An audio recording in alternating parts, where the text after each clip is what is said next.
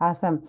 So yeah, so agenda for this, I would like to start out with um, introduction of Gwen and Gary. It would be really awesome if you can tell us about who you are and what you've been doing before retirement, and then what you're doing now during the retirement, and then your tips and experiences for doing in fundraising event. None of us had done it. We are mostly working in big organizations, working on different works, but like specifically nonprofit fundraising event is something that none of us has done, and so would be really appreciate if you can share your experience of planning for such event. What are the key things we need to be thinking about? And that tips will be really helpful. And I would like Oyinla to be like the project manager, like directing all of us, assigning tasks and keeping track of those. So I'm glad Oyinla is here because she's going to be the main person for us. And then all the others, including myself, will be just one of the volunteers helping on specific tasks. So with that, the mic is to you, Gwen and Gary. Just start out with your introductions. Thank you. So just a little bit, I was a science teacher for about 25 years, and then went on when my daughters decided to go to expensive colleges. A science teacher's payroll is not good. So I moved to corporate education and doubled my salary right away. So I just became really good at working projects in the corporate world. And from that, had a strong interest in project management. So got my PMP, my project management certification, worked with a number of different companies, including PricewaterhouseCoopers on global projects. I've worked with smaller companies as well. And then we decided to start our own project management company. So we've had that since 2000. We've worked all over the world. So it's been a great adventure. We've also learned a lot about culture, especially, and what you do in different cultures. So I think that's one thing that comes to mind a lot even when you talk about fundraisers. So before I talk about tips for fundraising, would you say something about yourself? Okay, my name is Gary Engelhardt. I'm an engineer by profession. I worked in fossil engineering, utility work, fossil engineering for a few years, and then nuclear engineering, and then the nuclear project management. And then I moved to Exelon and was involved with their nuclear project management program. Ultimately, was involved in redesigning the customer service function, and then left there and got involved in a supply chain management company for a period of time, fundamentally doing project management around supply chain projects.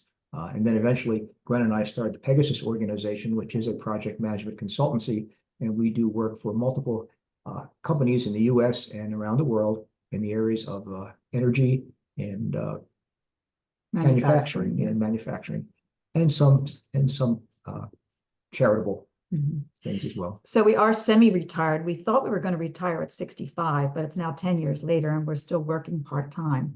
So we work a lot with the American Institute of Chemical Engineers. So especially during the pandemic, when we couldn't go to our clients, they came to us. So we do a lot of Zooms, and we do Zooms at kind of odd hours. It depends upon which country we're working in. So that's also kind of interesting. So as far as our volunteer work, we both work for Rotary International. We belong to a club called the Allentown West Club. It's a club of about 60 people. And Rotary's mission is really to do good in the world. So doing good in the world means all around the world, not just in the US. So we have projects in Mongolia, in Africa, in the Dominican Republic. I'm currently the named president of our Allentown West Club. This month alone, I think we have 3 environmental projects that we're doing. Gary's also involved as a treasurer for our club. So there's lots and lots of stuff to do. And the reward for good work is getting more good work. So there's always a lot of interest and there's a lot of folks asking for help. So as we go through the presentation, we'll give you some tips about what you need to do as far as fundraising, what we've learned over the years. So that's great introduction. Thank you so much for the intros. And unless Oyinla or Boya have any questions, we can start with the content of the presentation. And Do you guys have any questions? Yeah, we have one more participant. Oh, yeah. Hi, Sana. Sana just joined. Hi, sorry, I was late. I had a meeting also as well with my work, so just finished up that. Yeah. Yeah, So considering that it's Friday, like I'm sure people have meeting, work-related stuff, but we wanted to have this earlier in the day rather than like 8 or 9 p.m. when yeah, we were super tired. So our especially that. brain has some space right now. So Yeah. So stop us along the way. I've asked Gary to watch out for faces to see if anybody, is questioning something. Sometimes we say something that sounds crazy. So stop us if we do. And again, it's not as easy to work on Zoom as it is in person. So we wish we could be with you in person, but hopefully this will help a little bit. So I'm going to talk about a little fundraiser, which we recently had. And these are the two ladies who were our check-in ladies. So you can see they're dressed in green. So we had this on St. Patrick's Day, which is March 17th. And we only had a short time to plan for this fundraiser. We started around November and we had meetings like twice a month. And then as we got into this year, we had meetings every week. So this was a team that had not worked together before. So I was trying to use some additional project management and also behavioral skills to help them work together. Because as I said, they hadn't worked together before. They weren't really sure of each other because they hadn't worked together before. So it was kind of an interesting combination. So the lady on the left there, her name is Marlene. She does our public image work for Rotary, and that means telling our stories to the community at large. And she's very careful about branding. What is the brand that we're putting out? And the other lady, Michelle, with the blonde hair, she is our secretary of our club. And she was interested in refining her skills, learning more organizational skills, and getting more involved in the organization. So they both have done a great job. You can see they're sitting at a table with a lot of cards on the table. So what we decided to do, based on one of our team's members' idea, was to hold a bingo. So this is called Irish Bingo because we had it on St. Patrick's Day. So we wanted to use that theme. We thought that would really stand out to people. The idea of being happy. We didn't know what the weather was going to be like, but usually around March, people are looking to get out because maybe it's been snowy or rainy, and they want a family-friendly event. So we have lots of green, as you can see. Green bingo cards, green hats, green scarves, green everything. So we did everything with green. So some things that we did in advance, I made sure that I got commitment to our folks, from our folks, to the work session schedule because it was going to be Thursday night at 5:30. We wanted to make sure they were available Thursday night at 5:30. That worked pretty well for our team. One member is a dentist, one is an attorney, one is a payroll person. As I said, Marlene is a book editor. And who else do we have on the, oh, you and I. You and I. You and I, yes. And Barb. So Barb is retired, but she does a lot of volunteer work as well. And I wanted to make sure that we had a lead that would develop an agenda for each session. We don't want to just get together and chat because that really doesn't work. We need to have a structured agenda. Last night we had a meeting with this team, so we had 10 minutes to talk about lessons learned from Irish Bingo, 10 minutes to talk about our next fundraiser, 10 minutes to sort of come up with some new ideas, and then 5 minutes to end the session with what were the action items for the night. So making sure you have a note taker and a lead is really important. And make sure the team members agree. They'll do their best to complete the action items. They may have some stumbling blocks along the way, and that's okay. They ask for help. But make sure you tell someone when you can't complete your action items so you can get help or we can change direction. And we also agreed that the team would have a document with financial details, and we would keep that from the beginning. So how much were we spending and what was the revenue that we were bringing in? So I know I gave that to you in a pretty quick minute. Any questions about that? yeah, I'm curious to know for this event in total, how many months of planning you guys worked on? Like, is it We half started year or? brainstorming in November, right? We Mhm. started in November and we held the event mid-March. And I'm going to go through the timeline with you Okay. about what we did for each session. Mhm. And how big is this event? Like, are we like talking about like the size of the event? I wasn't sure. Our goal was 100 people. Okay. We actually got 70 to participate that day. Okay. There were Mhm. many people who couldn't participate that day because there was a St. Patrick's Day parade. So some people contributed donations, but they weren't able to participate that day. And some people are snowbirds, so they were still away in Hilton Head or Florida. So that was one of our lessons learned from last night. We would not have it on the same day as the St. Patrick's Day parade, because we believed that next year, if we have it, we could get at least 150 people.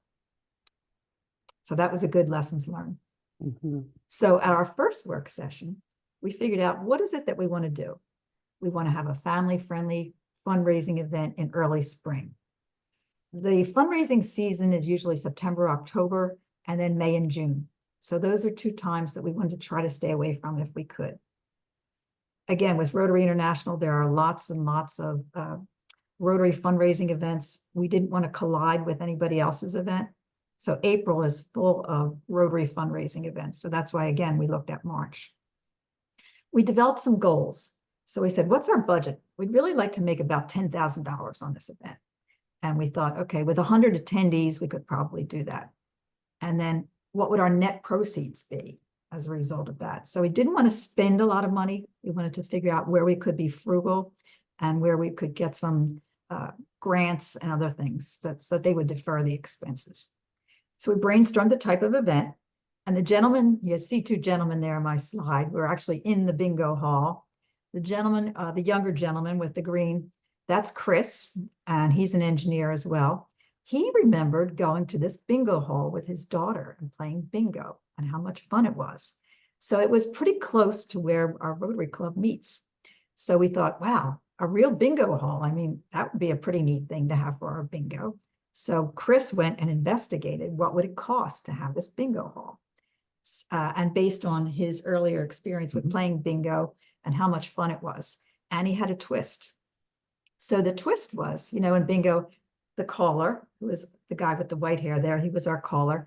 They call out a number, and so you put your chip down on the number, or you mark the number, and then at the end, somebody gets bingo. Maybe it's an X, or maybe it's a diagonal, or maybe it's across a row.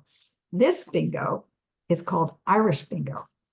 So first, everybody said, well, Irish bingo isn't really a thing. And I looked on the internet and I saw Irish bingo is a thing. Irish bingo starts out by everybody standing up. So everybody in the hall stands up. They look at their bingo card. And when the caller calls a number, if your number is B5 and you have that on your card, you sit down. So he keeps calling numbers. So the last person standing is the winner. So this was completely different than what people have done before. So we had to do a little bit of education on what Irish bingo was about. We played 2 Irish bingo games. We played one at the beginning of the afternoon, and we played one at the halftime of the afternoon. At the halftime of the afternoon, we also had a comedian. So I have a friend who is a president of another Rotary Club, and she recommended a comedian. We thought that would be a little break for people. They could get up, walk around, look at all the baskets, the raffle items that we have, get some food, and again, make the event a little bit more exciting. So we brainstormed the event. So as I said, Chris came up with this idea of having what he called losers bingo, and we changed it into Irish bingo. He contacted the Macungie Memorial Hall, which is a building that was built probably back in the 30s or the 40s. So it's in the middle of a park nearby, lots of parking, so we wouldn't have to worry about people not having a place to park. A very friendly environment, so a very safe environment. People would feel happy and safe going there. And we found out it would be $250 for the whole day, or $200 if we agreed to pick up the trash from the night before bingo. So we agreed to that. So for $200, we got this hall for an entire day. It has 25 tables in it.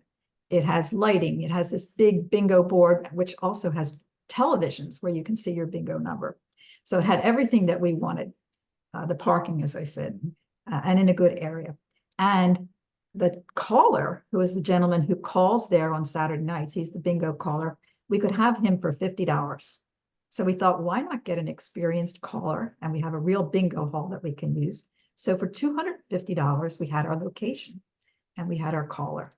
So the comedian would be another $200. So that was, again, because I'm a Rotarian, I was able to get a discounted rate. So we interviewed the comedian in advance and we talked with him about the kind of show we would like. So he actually brought a stool and a mic and he made it like a real comedy show. So that was a nice, fun event for everybody. So what we did at our first work session was determine what do we want to do. Okay, so we decided we're going to do Irish bingo. What's our budget? We didn't want to spend more than like $500. How many attendees and what do we want our net proceeds to be? And then we assigned action items so that everybody knew what was expected by the next meeting. Again, suggested locations and costs. So we did have to sign a contract with McCudgey Memorial Hall. So Chris was responsible for that. And we had to get a license, a special bingo license. So one of our other members was experienced in doing this from other fundraising events. So he took on the job of going to get the license, which was about $100. And it's only good for that one night. So everybody had their action items and they would report back to the lead or the note taker before the next meeting on what they had found out. So in the second work session, the team lead provided a plan with the scope, any known deliverables, and the names of people who are responsible. And at that meeting, the responsible individuals agreed to their roles and responsibilities and the schedule. And the note taker provided notes to all the team members after each meeting. So now I need to switch over to my other slide. And this is our first graphic indication. Can you see that slide? No. No, okay, I did it the wrong way. Let me go, I have to go share. There we go. Now you should be able to see. Yes. Okay, so now on this slide, you see that we have the name of the project, which is Irish Bingo, and we came up with all the big items. We call these the scope items. So we have like the venue and the bingo caller. So again, that was one of the first things we had to figure out. Where are we going to have it? Who's going to be involved? What were the rules of the game? Now, believe it or not, in the state of Pennsylvania, you have to hand out a sheet to everybody who comes to the bingo, and it has the rules of the game. So the bingo caller has it, and each person that comes in has to have the rules of the game. So we had to do that. We had to figure out decorations, sponsors and donors, prizes and baskets, the ticket list. So as people were buying tickets, I had to keep an accounting of that. Marketing and advertising, credit card processing and cash, the run of the show, the website, supplies that we would need. We talked about the bingo venue and the bingo caller, the coordination for that day, and then the food and the drinks. So then we have another slide to show you. Let's see if I can get there from here. Stop that one. And we'll go. This is the second one. Oh, that's the first one. It's that one. And I have to share it. Let me go back to the share. Okay. So at that same meeting, we determined who was going to be responsible for each of these items. So Michelle, remember the lady with the blonde hair at the beginning, she's a bingo player. So she said, well, I'll come up with the rules of the game. So that was her assignment. Decorations, Barb and I had worked on a number of fundraisers in the past. So we knew the kinds of decorations we already had and what we could get pretty inexpensively, especially the dollar store. Sponsors and donors, I've done that in the past. So that means you have to have a list of different levels for your sponsors. So $1,000 would be the spring fundraisers, $500 would be the leprechaun, $250 would be the pot of gold. And I had already from years ago, from other fundraising events I had templates that I could use. Patty, who's our attorney, said, well, I know some people, I just started this job. She said, so I'm going to try to get some baskets and prizes. So she went to a couple restaurants and got gift cards. And then she started soliciting different kinds of baskets that we could raffle off. And remind me to tell them about the different kinds of baskets that we had. We had a website that Peter did for us. So we had the Irish Bingo website, which I think is still up, isn't it? I think it is. It is. So you could go and look at that. And on the website, we had a list of, again, the sponsors, the different levels. And then from that, we linked that to something called Donor Box. So that's how our money came in, through Donor Box, and we were able to transfer it to PayPal. Marketing and advertising, we have a lady, Helen, who takes photos at all of our events, so she agreed to do that. Marlene did the Facebook posts, and I helped by putting out advertisements every week to all the different Rotary clubs in our district. Gary has done credit card processing. And we, of course, needed cash for that day. So we wanted to make sure that we had cash on hand because everybody wouldn't have a credit card. The run of the show, I did that because I knew what time people would start, what time the comedian was coming, what time the food was available. Chris and Barb and I worked on the supplies. So that was the food supplies, the bingo cards, anything that would need, decorations, etc. And I coordinated the volunteers for that day. We had a document called the walkthrough, and the walkthrough lists everything that happens. So at 2 o'clock, here's what we would do. At 2 o'clock, people would start to check in. So what did the check-in ladies need? Well, they needed a list with all the names of people who had paid.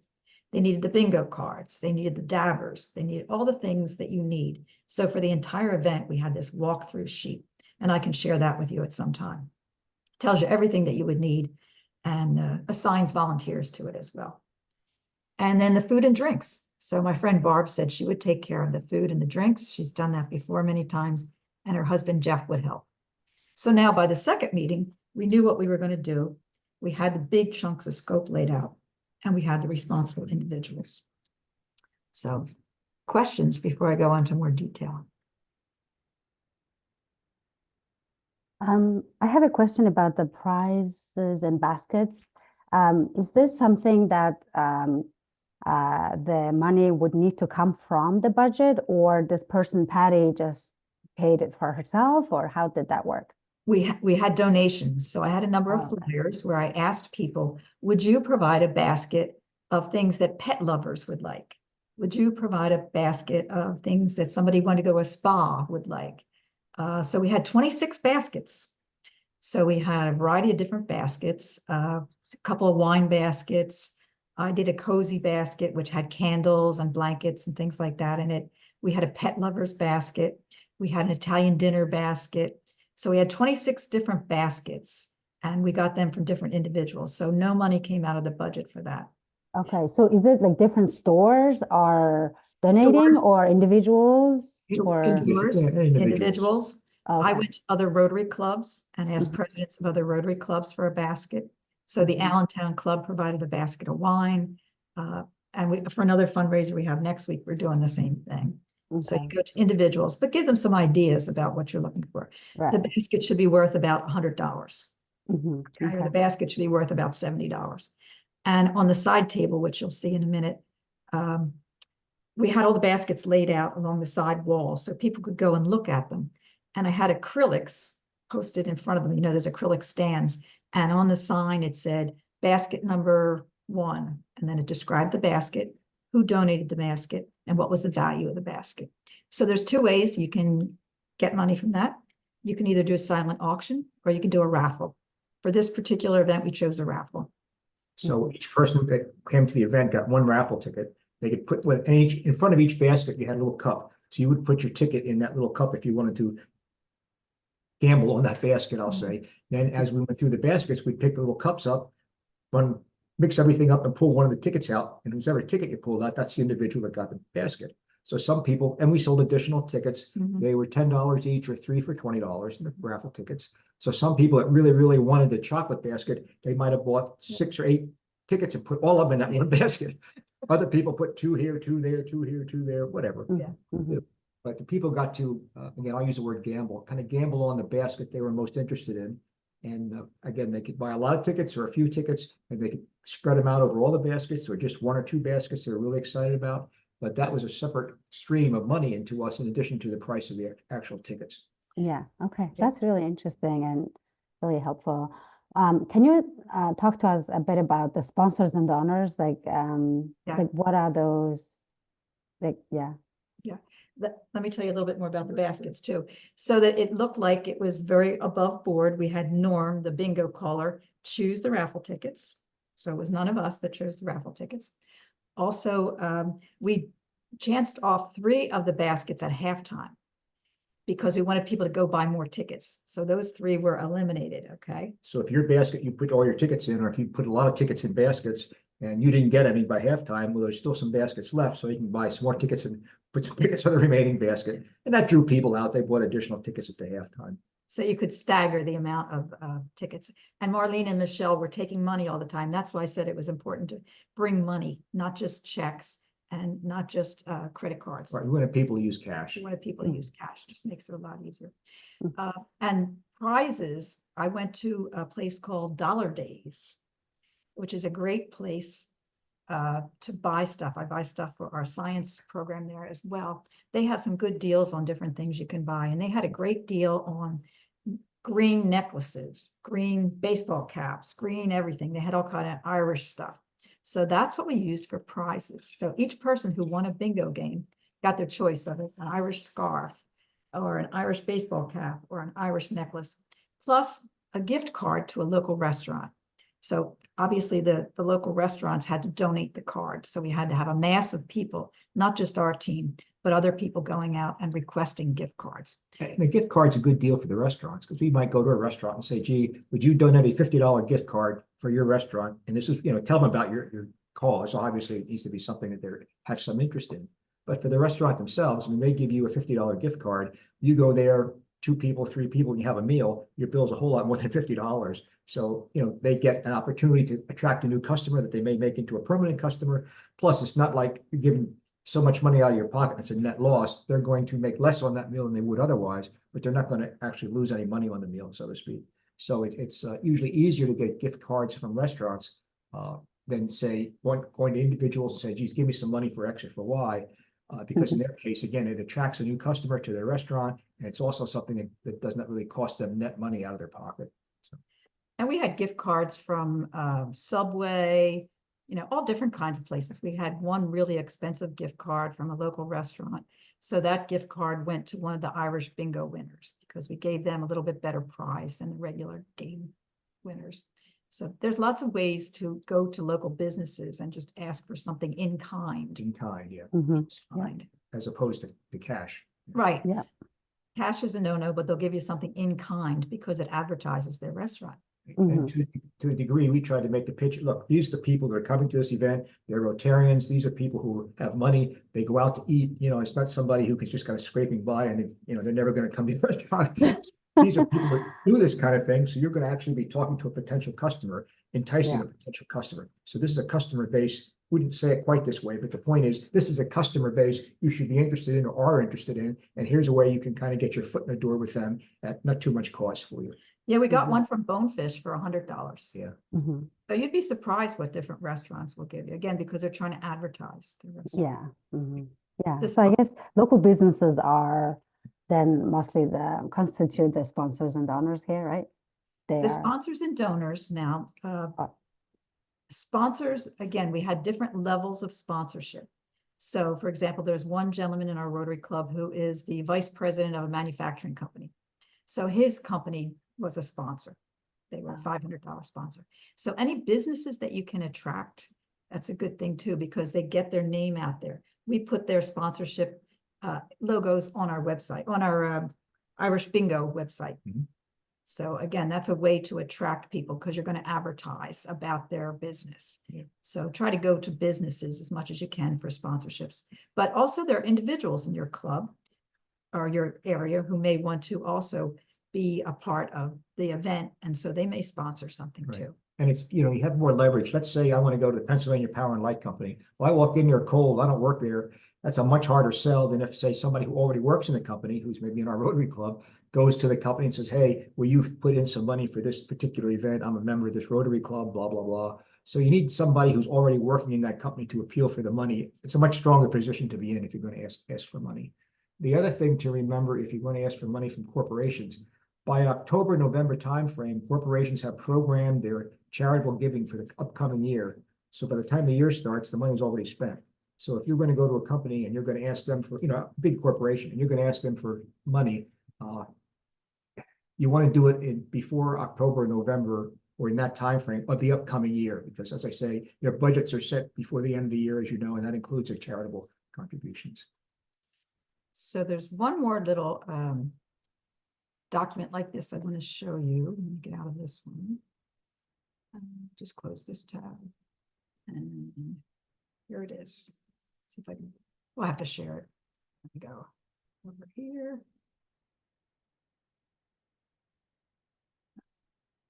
Start that one. And we'll see if we can start this one. Should be our third one. Can you see this one?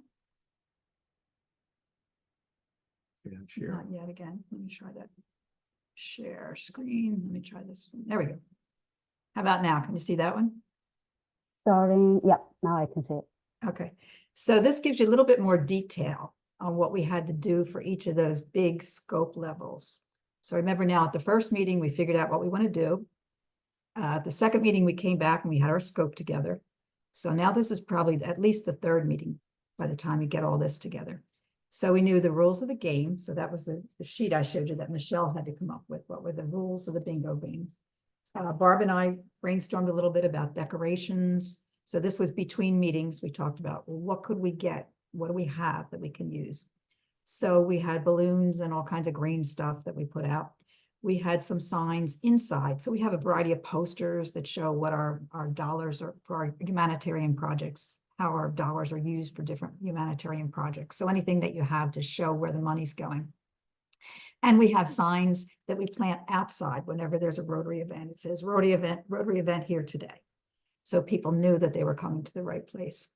With the sponsors and donors, we just talked a little bit about this. You define the levels. Maybe for $1,000, a company gets X. They get 8 tickets to the event. Maybe for $250, they get 4 tickets to the event. So you have to define the levels and what they're going to get. The prizes and the baskets, we talked about this a little bit. We have those acrylic holders. We had tablecloths. I had lots of tablecloths that I used to make the basket area look nice. And we had the signs that we talked about that have the name of the person who donated, what the value is, what's inside the basket. The ticket list, I had a spreadsheet for as people bought tickets and the money came in through donor box, I immediately put it into the spreadsheet. So I kept an accounting all the time and I could go back to the team and tell them, here's how much we have. Same thing with the spending. Anytime we spent anything, I kept it in that spreadsheet and let the team know how much we had spent. And then Gary would transfer the money into PayPal because we have a PayPal account. We have Marlene, who does fantastic Facebook posts. I also do newsletter articles with her. And I sent emails to people who had previously donated to our organization or were interested in our organization. It's a good way to get people interested in your organization. Say, hey, we're having this fun event. Now here's what it's all about. And here's where the money's going to go. With the credit card processing, we had swipers that we had used in previous events. We wanted to make sure that we had cash that day in case people needed change. And we had a cash box. Run of the show, I made sure that I approved the agenda with the team. So we had that idea of, 2 o'clock, this happens, 3:15, this happens, 4 o'clock, this happens. And we had the comedian approved by the team. With the website, we got the domain name, we did the design and the launch, and then the food supplies and bingo supplies, various people collaborated on that. Chris and Barb and I collaborated. We had to sign a contract with Makunji Memorial Hall. We had to get insurance, which Rotary International has insurance that we can use. We had to get, $200,000 worth of insurance. I don't know what they asked for. The standard Rotary package is about 2 million. So 2 million. more than covered what they wanted. So we had plenty of insurance. We had to get the bingo license, which I said Lenny had done that before. We did the walkthrough document. So we used that, and you'll see in a minute where we used that. We had to have people that would set up and clean up. So those were 2 areas that we didn't want to leave. We didn't want to get there and be the only ones there. With the food and drinks, we came up with the menu, then we purchased the food. Barb was able to get a grant from Thrivent Lutheran. It's a financial organization. So financial organizations are really good at giving grants. So American Bank is another one that's good. Wells Fargo is another one. So solicit your various banks. That's a good place to get money. Yeah, they have some money they set aside for sort of community, not development exactly, but it's basically PR. Yeah. So they want to sponsor local things in the community. So the local community people say, oh, gee, I see Thrivent Bank is sponsoring this and that. And the next thing, it gives them a favorable impression. Yeah. Incidentally, on this work breakdown structure we show in here, it's high value to identify what the deliverables are for a couple of reasons. First of all, if I'm the venue and bingo caller, and I see I need contracts, insurance, and license, I put down what I think I need. If I didn't know anything about the insurance, I would put down the contracts and the license. You might come along and say, what about your insurance? You're going to need insurance. So by identifying exactly what you're going to deliver in each of these areas, you have an opportunity for the other club members to look over what you're planning to do and either make sure they're not duplicating what you're doing, or there's something that's falling through the cracks. And additionally, as a project manager, for each one of these things, I'm going to look at it. I'm going to say, gee, food supplies. So, okay, Gary, by what date are you going to have all the food supplies on hand? Now I'm going to give you that date. So you can then create a schedule so you know what should be done when, and you can continue to follow up with people to make sure they're not falling behind. And if they tell you they're not going to have the food supplies available till like a day before, you might want to say, whoa, let's replan this. I really think you should have the food available a week before, so we're sure that if that something goes wrong, we have a couple of days of float there before you're in a jam. So as you look at each one of these deliverables, am I have everything listed that you need, or did I miss some things? And if I have everything listed, then when am I going to have those individual things completed by? And is that timing good with respect to when my event's going to occur? And then lay it out on a schedule so that as we go through these meetings week to week to week, I can say, okay, Gary, you're supposed to be done with this early next week. Are you on track to do that? Or you're supposed to have finished this yesterday. Did you finish it? To make sure that in fact you constantly know where people are with regard to the schedule they gave you for their deliverables. It's basic project management stuff. Yep. So how do you use specific softwares or tools to estimate the duration of the task and scheduling of that? Like, or do you just use like Excel sheet or like? Well, yeah, in our case, because we have Microsoft Project, I always use that. That doesn't estimate for you, but if you tell me what your activity is and when you're going to be done, I can put it in Microsoft Project, and that will lay it out then on a timeline, classic schedule. I know you've seen those. Yeah. That's a way to do it. If you don't have access to Microsoft Project, spreadsheet works also, just not quite as flashy, but that will do the same job. But the key again is to get the items identified, the deliverables identified, and the date that they're going to be done, and the by when. And one thing at sort of a philosophical level, I would ask you to stress, and I have experienced senior managers stressing this in a very unpleasant way. You're supposed to have something done by the end of the month. Don't tell me the day it's due, you're not going to have it done. Because at that point, my hands are tied. I can't do anything to bail you out or add more resources or give it to somebody else. You've really stuck it to me. So if halfway through the month, you know you're not going to make it, as soon as you know you're not going to make it, tell me. I'm not going to be happy with you, but I'm going to find a way to get it done by the end of the month. I may share the task with someone else. I may give it to somebody else, who knows what. But don't tell me the day it's due, you're not going to have it. So when you're having these meetings, if people are falling behind, you're sort of trusting them to tell you that things aren't going along as quickly as they thought they were. And you don't want to have something that's like a 6-month task, and then, it's due at the end of 6 months, and you have no way to really see how it's going until the day it's due, which, I'm sure you're obviously aware of that. But again, people getting in a jam or they're having trouble, they need to be able to express that in your meetings or just personally so that you can try to do something to help them get back on track so you don't get off schedule. That's it. Yeah. Yeah. I have a couple more slides to show you. Let me close that one and we'll go back to our PowerPoint. And we're going to go ahead a little bit.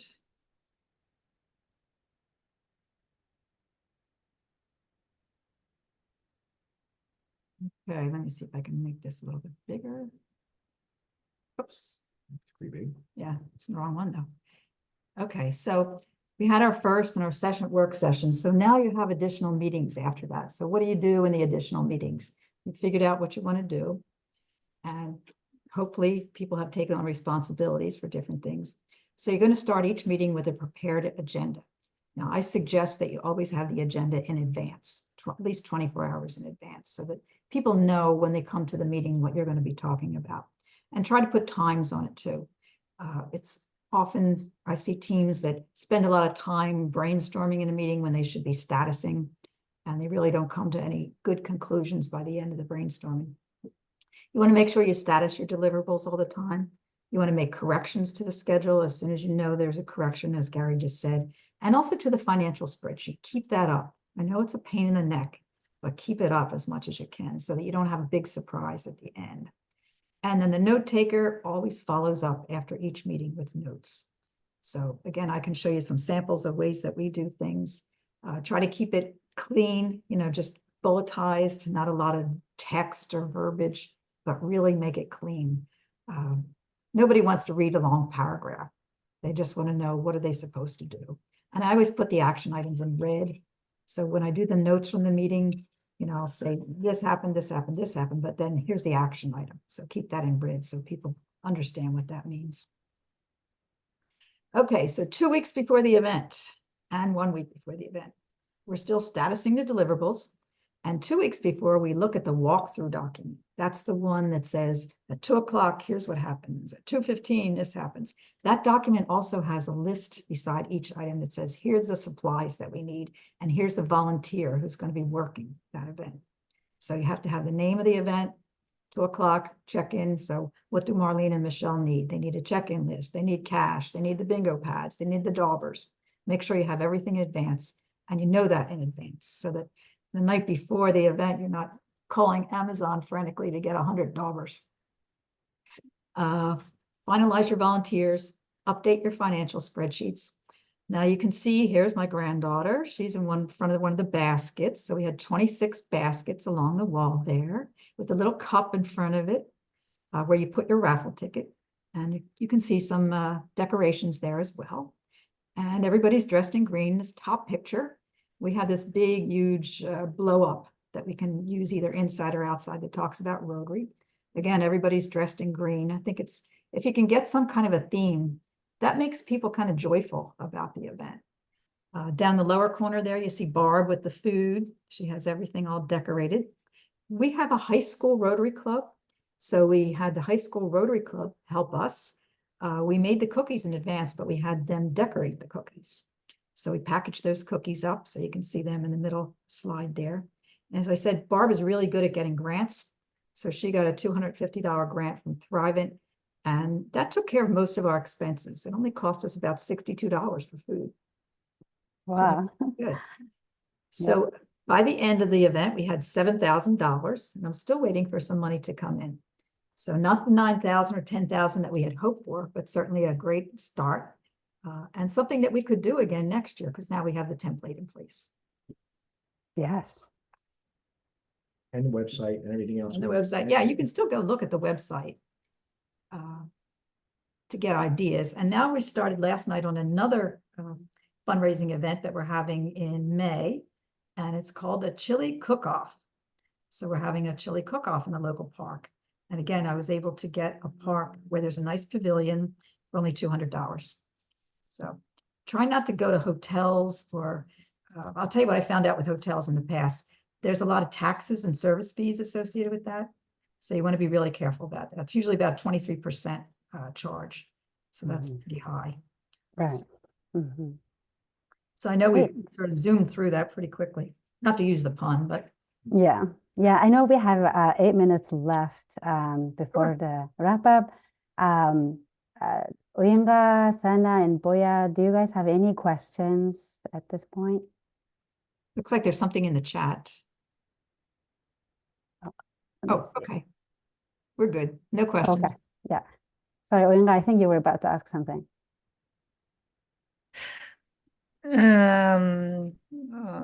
First of all, thank you for sharing your experience with us. And it's very helpful to get the new idea, because I used to have some experience with organizing events in my back home, but I don't have any experience in America, especially at the fundraising event. It's my first time. And then my question is, how do you guys target the special company organization which is related to the science field, or you guys just how do you guys target the main sponsorship or donors, and how do you guys target the target market and target potential sponsors? We do a couple different fundraisers. So for the science fundraiser, we do target manufacturing companies and companies that are more high tech. Mm-hmm. For this type of an event, it was more a family-friendly type of thing. So we were targeting companies that would want to do something for a family, like Kohl's, or something more in your local community. Our other sponsors were also Rotary members, so we target them always. We know people in different Rotary clubs that maybe have some additional cash that they can donate. So anybody that you know that you think likes your cause, that's who you want to go after. Yeah. And you want to come up with a sort of a script. For this particular event, we do a lot of work with fighting hunger. So really the theme of this was helping to fight hunger. Mhm. So we have a lot of food banks that we work with. We have in our two school districts, they're relatively wealthy school districts, but we have kids that don't have food over the weekend. Okay. 10 to 25% of this one school, they don't have food over the weekend. So Mhm. what we do is we go there on a weekly basis and we package brown paper bags with food in it that kids can take home and eat over the weekend. Now, we don't know the kids that get the food. We're not allowed to know who gets it. The school counselors know who gets the food. So again, we need money for that. So we go to Second Harvest, we go to grocery stores. So we have a group of targets that we go after for donations. But when people hear that kids don't have food over the weekend, Mhm. again, that's something we write up, in the objective. Why are we having this event? Okay. Well, this event is because we're fighting hunger. In fact, we have another website. It's called Fight LV Hunger. Okay. FightLVhunger.org. Mhm. So LV stands for Lehigh Valley.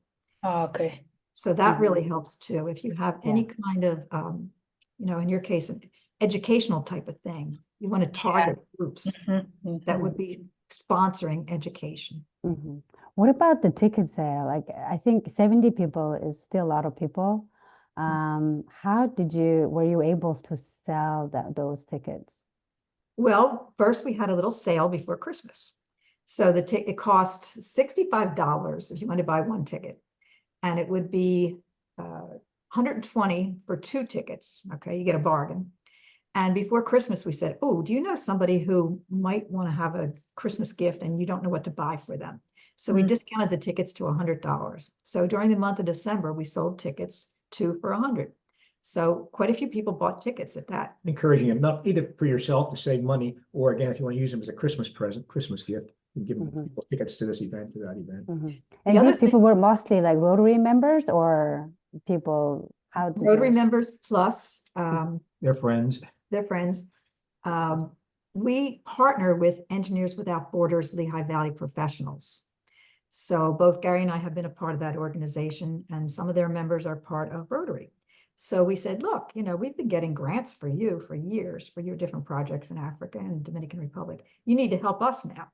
So we went to every member of their organization and said, you're partnering with us on these other projects. Now we need your help. So we went to outside organizations as much as we could. So anybody who likes your cause. So it doesn't have to be somebody just in your inner circle, but anybody who likes your cause. You would think would be sympathetic to your cause. Sympathetic to your cause, yeah. Yeah. So I think it sounds like the very first thing we need to define is this event script. Like, what is it for? Why are we doing this?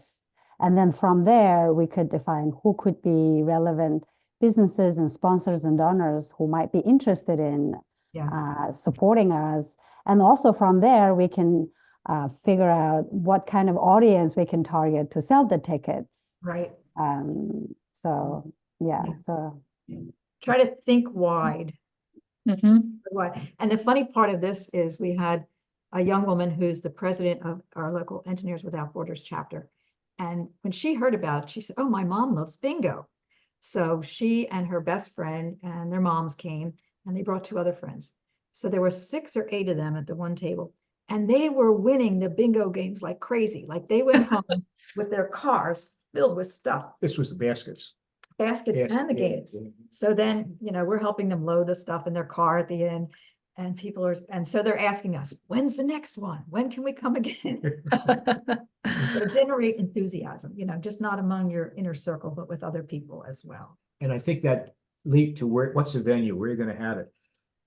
You need to spend some time on that, because to Gwen's point, we have done things at hotels before. And even when we did it, like on Sundays, which was our off-price day, it was still significant cost. And as to Gwen's point, then they had a 25% service charge on top of everything else.